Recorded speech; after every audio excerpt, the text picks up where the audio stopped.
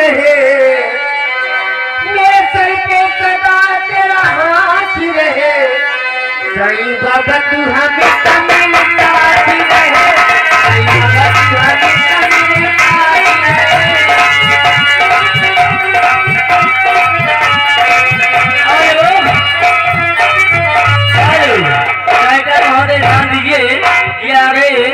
सम्मानित है श्यामलाल भाई, एक ग्राम सभा निवासी मेरा कमेटी 200 रुपए को चंदा पारित किया था।